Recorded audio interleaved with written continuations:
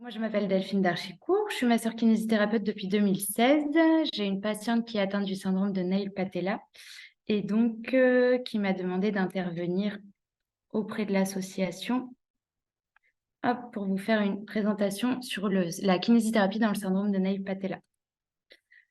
Donc, le syndrome de Nail Patella, je vais le décrire très brièvement parce que je suppose que vous connaissez et parce que je vais le décrire tout au long de ma présentation. Donc là, j'ai juste repris première description en 1963, donc c'est quand même assez ancien comme maladie, même si il n'y a pas beaucoup d'études dessus. Le syndrome de Nail Patella est une maladie génétique rare et c'est 1 pour 50 000 individus, même si c'est sous-diagnostiqué. Et il y a des formes cliniques variées.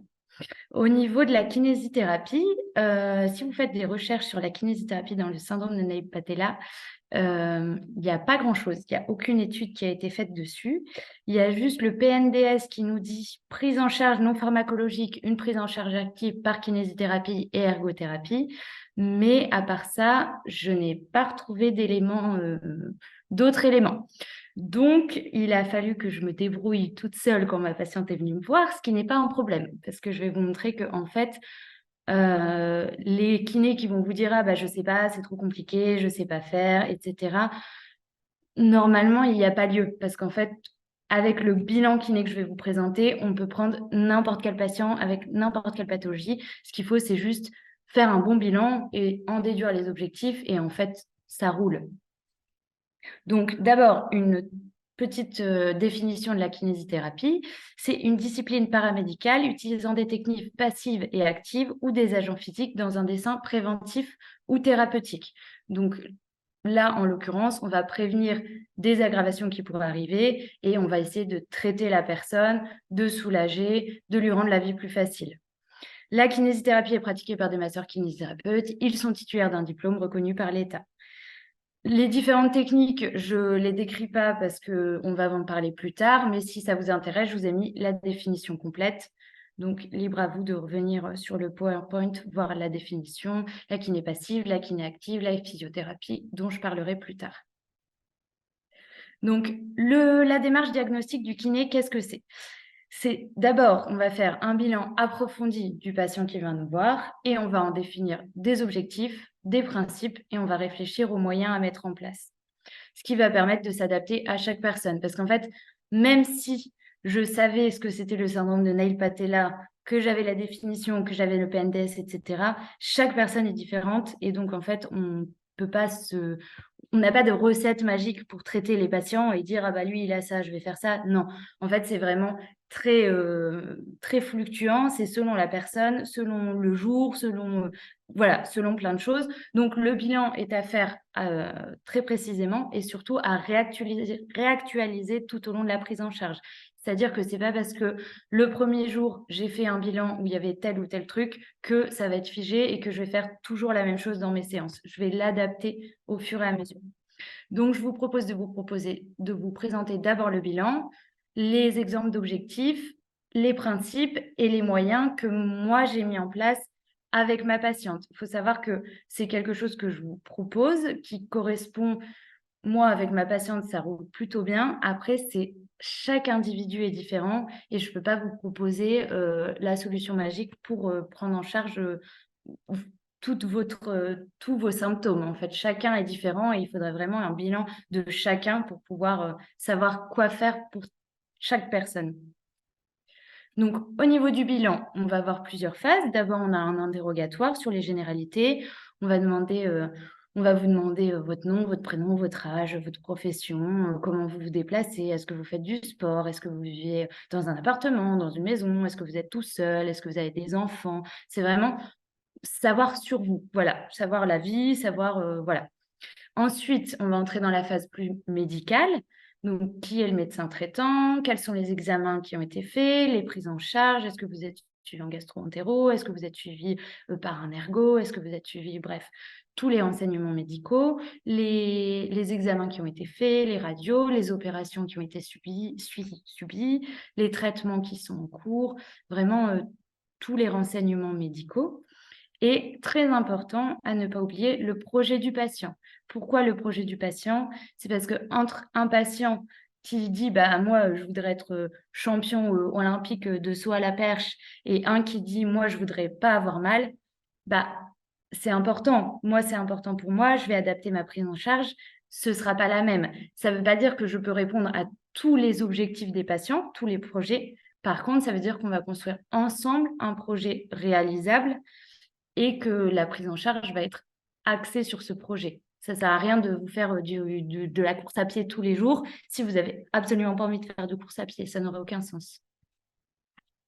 Dans un deuxième temps, on va faire un bilan de la douleur et un bilan sensitif.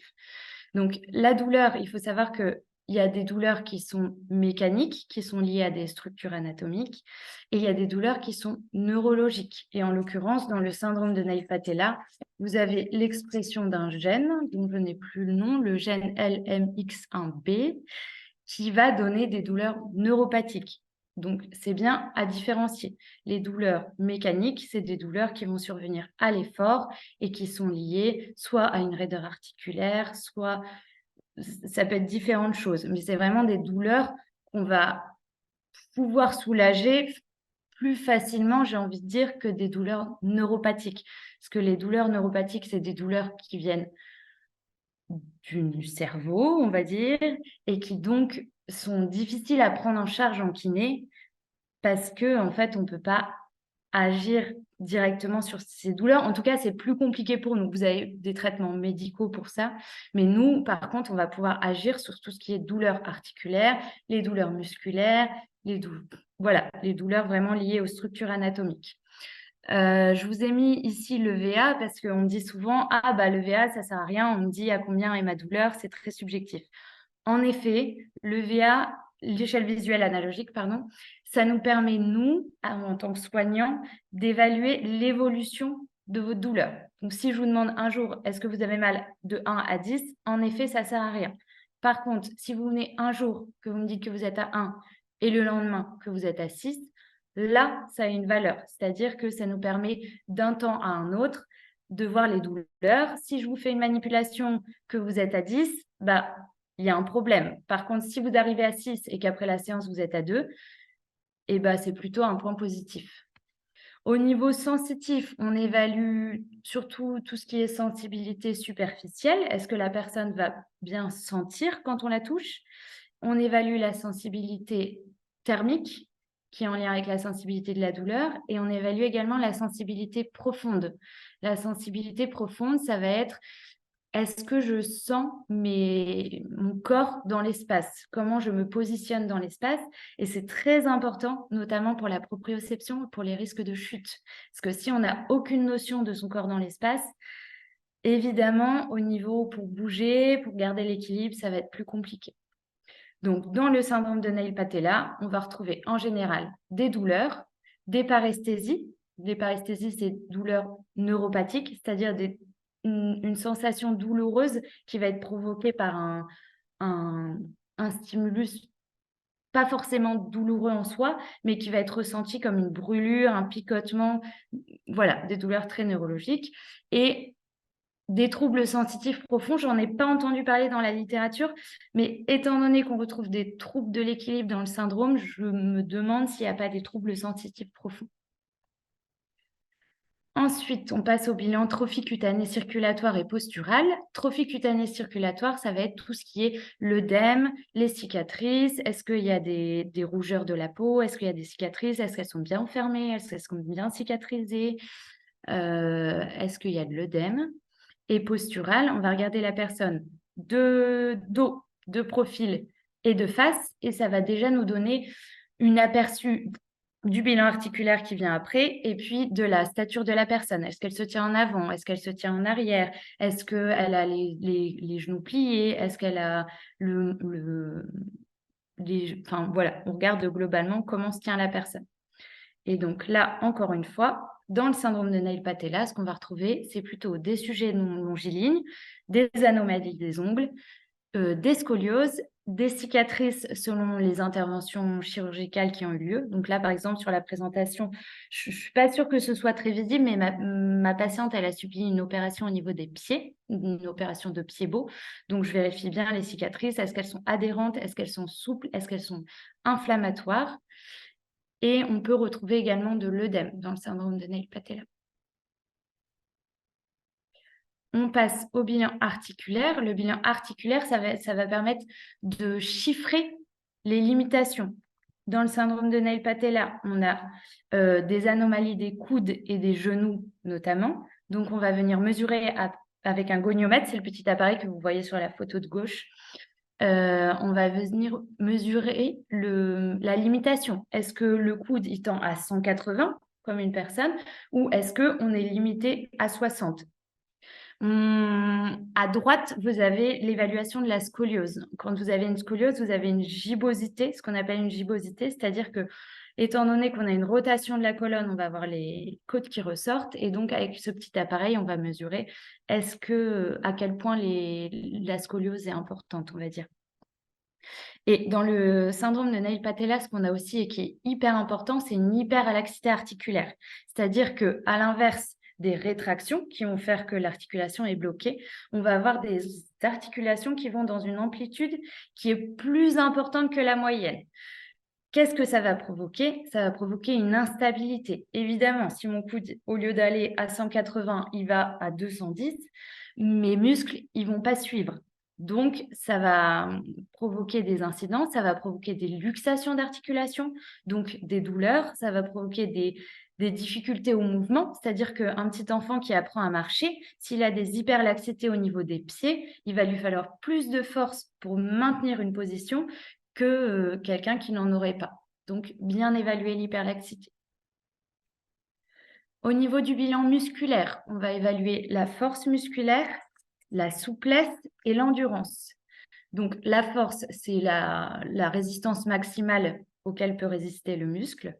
L'endurance, c'est la durée sur laquelle le muscle va pouvoir tenir la contraction. Et la souplesse, c'est la capacité du muscle à être étiré.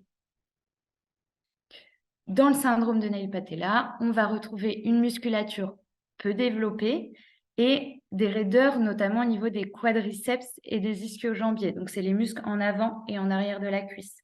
Qu'est-ce que ça va provoquer? Ça va provoquer des difficultés tout simplement dans la fonction. C'est-à-dire que si j'ai pas assez de muscles et qu'en plus, on revient en arrière, j'ai une hyperlaxité, et ben encore une fois, ça va nous demander plus de force pour faire un mouvement. Et donc, ça va être plus fatigant pour moi. Donc, très important d'évaluer la musculature. La raideur, ça va engendrer des limitations fonctionnelles. C'est-à-dire que si j'arrive pas à tendre correctement la jambe, quand je marche, mon genou, il va rester tout le temps plié. Et donc, ça va être non physiologique. D'une part, ça peut entraîner des conséquences sur les articulations. Et puis surtout, moi, ça va être plus coûteux en énergie pour moi de faire les activités fonctionnelles, de marcher, de faire du sport, etc. Ensuite, on a le bilan des autres fonctions. Donc là, je les énonce. C'est pas notre spécialité. Par contre, c'est très important pour nous de le savoir dans notre prise en charge, notamment certaines. On a des troubles digestifs, des anomalies dentaires, des syndromes des rénaux et des troubles vasomoteurs. Ça, à prendre en compte parce que si on met de la glace, par exemple, pour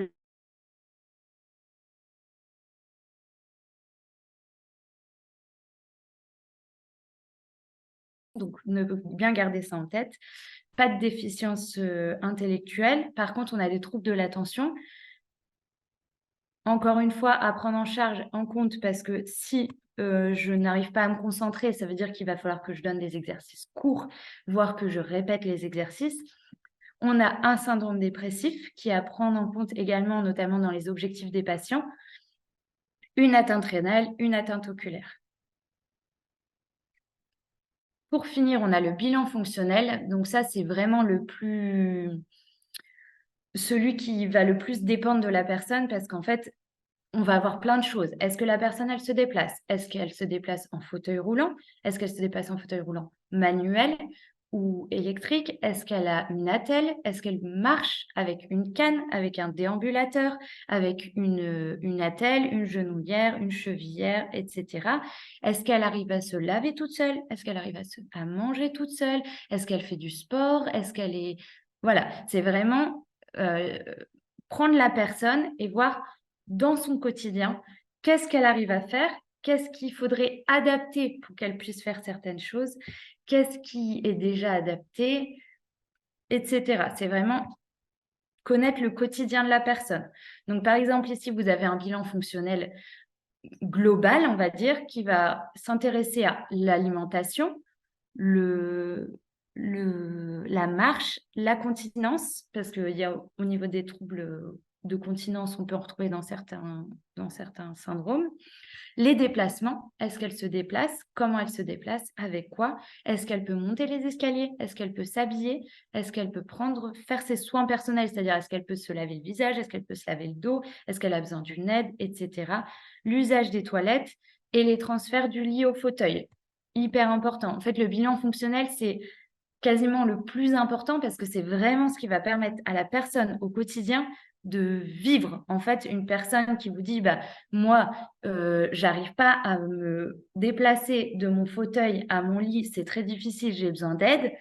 Et bah, en fonction du bilan qu'on a fait avant, si c'est possible, et bah, c'est la première chose que j'ai envie d'aller travailler. J'ai envie de dire, et bah, écoutez, on va trouver une solution, peut-être une planche de transfert, peut-être un stand-up, l'appareil qui vous aide à vous retourner, mais en tout cas, voilà, le but, ça va être d'aller chercher ce qui coince et d'aider la personne à y arriver.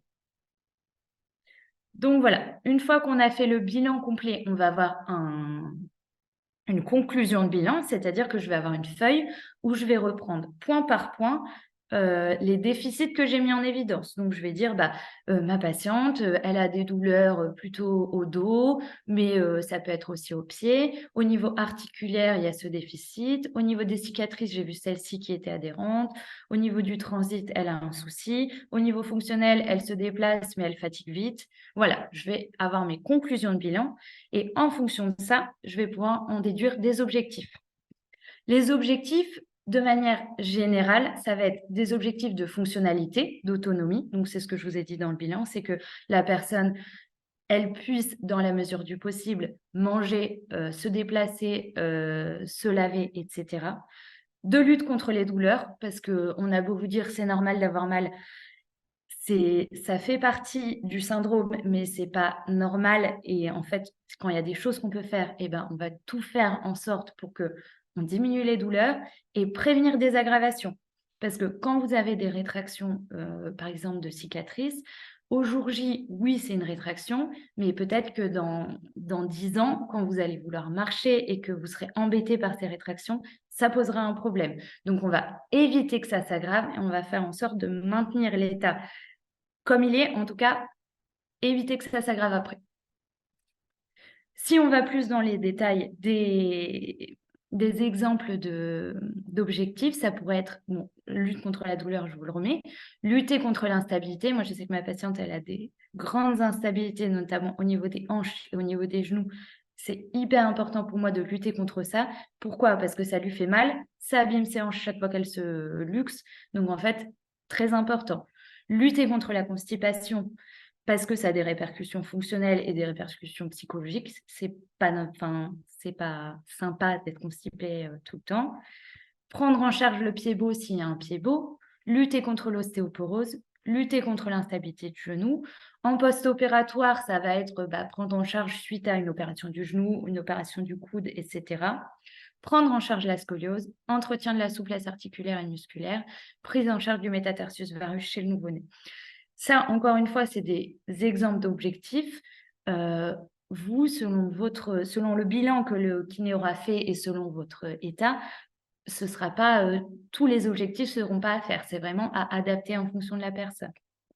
Donc, une fois qu'on a défini des objectifs, en général, on les classe en objectifs court, moyen et long terme.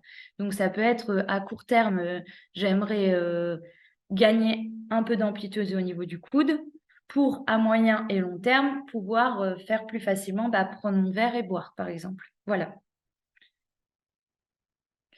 On définit toujours des principes de rééducation. Les principes, c'est des choses à respecter. Ça va vous paraître peut-être bête, mais c'est des choses à respecter pour ne pas nuire aux patients. Donc, respecter la non-douleur. Ma patiente vous dira que je la torture parfois, mais si c'est une douleur supportable et qu'on a de l'amélioration derrière, on accepte. Par contre, faire mal pour faire mal et dire bah, c'est normal que ça fasse mal, c'est le but, non. Être progressif, on ne va pas commencer au premier jour à faire du renforcement avec 10 kilos, ça ne sert à rien. Prenons en compte les objectifs du patient, s'adapter au patient, ne pas luxer d'articulation et faire attention aux troubles associés. Donc moi, ce que j'ai mis en place avec ma patiente aujourd'hui, c'est les moyens que moi j'ai trouvés pour améliorer, voilà, pour l'aider dans sa vie quotidienne, pour améliorer ses symptômes. C'est des moyens qui peuvent être adaptés à chaque personne. C'est assez général, mais encore une fois, ça ne va pas convenir à tout le monde. Donc, le premier moyen que j'ai mis en place, c'est le renforcement musculaire. Et pour moi, ça me paraît vraiment le plus important. Le renforcement musculaire, c'est vraiment un truc qui est travaillé dans toutes les pathologies. D'ailleurs, je vous ai mis 2 articles. Il y en a un dans la fibromyalgie, qui est une maladie qui donne également des douleurs neuro. Et le deuxième, c'est dans les lombalgies. Et en fait, il a été prouvé que le renforcement musculaire, c'est vraiment ce qui va aider le patient, qui va diminuer les douleurs, qui va augmenter la fonctionnalité, augmenter la souplesse. C'est vraiment, pour moi, c'est vraiment le plus important dans une prise en charge kiné, c'est le renforcement musculaire. En plus, ça peut être adapté à la maison. Il y a des exercices à reproduire hyper facilement. Donc vraiment, renforcement musculaire, très, très, très important. À adapter, bien sûr, en fonction du patient. Moi, vous voyez que je fais majoritairement du renforcement musculaire avec le poids du corps. Je n'utilise pas des poids de 10 kilos, c'est pas pousser de la fonte, hein, c'est pas ça l'objectif. Par contre, c'est de renforcer la musculature globalement pour permettre la fonctionnalité. Donc là, par exemple, vous avez des exemples d'exercices. Le pont fessier en haut à droite, renforcement des moyens fessiers, l'image sur le côté là. Moyen fessier très important parce que c'est un muscle qui permet de marcher, qui permet de garder l'équilibre quand on marche. Donc, si on a des déficits du moyen fessier, on a des instabilités, on a des boiteries, donc hyper important. Et en bas à gauche, vous avez un renforcement des abdominaux qui permet de maintenir le buste, de prévenir la scoliose et dans les activités de la vie quotidienne, en fait, avoir un buste musclé, ça permet de tenir la position assise, de manger, de tout. Donc, hyper important. Moi, le renforcement musculaire, j'en fais à chaque séance. Donc, j'adapte. Par exemple, si ma patiente vient en me disant ah, aujourd'hui, j'ai super mal au dos, je vais faire de l'antalgie sur le dos. Par contre, je vais profiter ensuite pour faire du renforcement musculaire des jambes, des bras, là où elle a pas mal. Si le dos, ça fait mal, mais que c'est supportable, on va faire du renforcement doux du dos. Mais par contre, à chaque séance, j'intègre du renforcement musculaire et ma patiente en fait aussi à la maison. Comme autre moyen, on a des mobilisations passives. Je l'utilise peu chez ma patiente car elle n'a pas beaucoup de rétraction, de déficit articulaire. Là où je vais l'utiliser, c'est sur le pied, étant donné qu'elle a eu des pieds beaux. Elle a vraiment un déficit de mobilité au niveau des pieds. Donc, je vais venir mobiliser au niveau des pieds. Mais en l'occurrence, le déficit est plus lié aux cicatrices dont on parlait tout à l'heure, aux brides cicatricielles. Donc, je vais plus venir faire du massage cicatriciel et de l'étirement des cicatrices et du muscle que de la mobilisation passive pure. La mobilisation passive, en théorie, c'est vraiment quand vous avez des limitations articulaires. Donc, on va en retrouver notamment pour certains d'entre vous au niveau des coudes. Mobilisation passive, ça doit être non douloureux, et ça doit être progressif. C'est pas le premier jour, vous avez un déficit, hop, on va venir tirer dessus comme des malades. Non. Et le but, c'est pas forcément de gagner. C'est-à-dire que si l'articulation est bloquée, je vais pas vous dire, ah bah c'est sûr, on va gagner. Par contre, encore une fois, vous vous rappelez ce qu'on a dit tout à l'heure, prévenir des aggravations. Si vous avez un déficit et que du coup, on n'étire jamais le coude, on va toujours le laisser encore un peu plus fléchi, il va se bloquer encore un peu plus, et un peu plus, et un peu plus. Donc, important de mobiliser quand même. Comme troisième moyen, on a les étirements musculaires qui sont hyper importants aussi, qui vont permettre de diminuer la douleur, qui vont permettre de gagner en mobilité et qui vont permettre de gagner en bien-être, en fait, tout simplement. Donc, soit vous avez les étirements qui sont faits par le kiné. Je n'ai pas pris de photo parce qu'on ne peut pas faire et prendre des photos en même temps, c'est compliqué. Donc là, je vous ai plutôt mis des étirements des auto-étirements, c'est-à-dire des étirements qui vont pouvoir être faits seuls à la maison et qui vont vous permettre d'être acteur de votre éducation et donc de faire vous-même vos étirements. Par exemple, on a un étirement en bas à gauche qui est l'étirement du carré des longues. C'est le muscle qui est sur le côté du thorax. À côté, on a un étirement du triceps sural, qui est l'arrière de la cuisse. Et à droite, on a un étirement qui soulage énormément ma patiente, qui est un étirement du piriforme et qui la soulage vraiment. Parce que dans le syndrome de Nail Patella, vous avez souvent des douleurs fessières, des douleurs profondes au niveau des fesses. Et en fait, cet étirement-là, il vient vraiment relâcher. Il est vraiment agréable, je pense, pour vous. Très important à travailler également aussi, c'est la proprioception qui rejoint le déficit de sensibilité profonde dont j'ai parlé tout à l'heure. Ça va être en fait gérer le déséquilibre. Très important, pourquoi? Tout simplement pour prévenir le risque de chute, parce que c'est pas drôle de tomber et parce que dans le syndrome de Nail Patella, vous êtes sujet à avoir de l'ostéoporose. Donc chute sur ostéoporose, globalement, pas bon du tout. Donc vraiment entretenir son équilibre. Vous avez différents exercices, que ce soit assis, que ce soit à genoux, que ce soit debout, que ce soit... Voilà, il y a différentes positions pour le travailler, les yeux ouverts, les yeux fermés, sur des plans stables, sur des plans instables. Il y a vraiment différents moyens de le travailler, mais en tout cas, c'est important de travailler la proprioception. Dans les moyens, vous avez également les massages, qui va être un moyen antalgique. Moi, je masse ma patiente quasiment à toutes les séances parce que je trouve ça hyper important. En fait, la non-douleur est pour moi hyper importante. Vous aider à être moins douloureux, pour moi, c'est très important.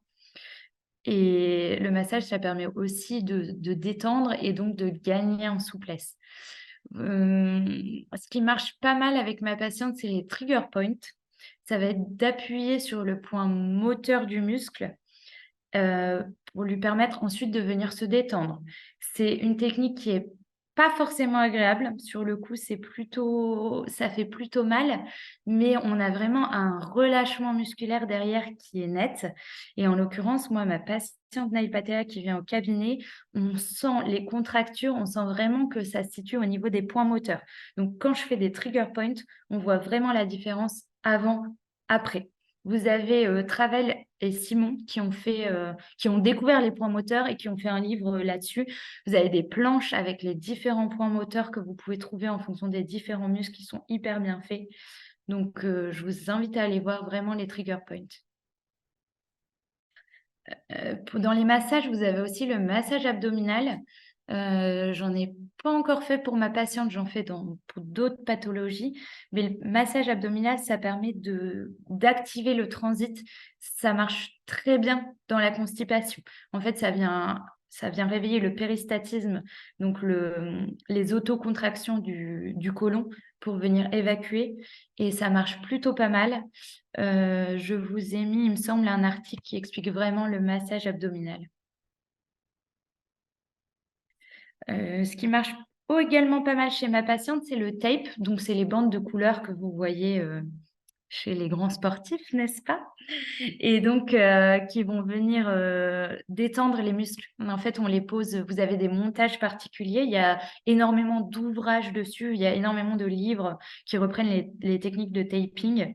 Et en fait, vous allez venir les placer sur les muscles et en fonction de la façon dont vous les placez, soit on peut les mettre en stimulation, donc par exemple sur les muscles qui seraient faibles et qui risqueraient de se luxer, on pourrait les mettre en stimulation.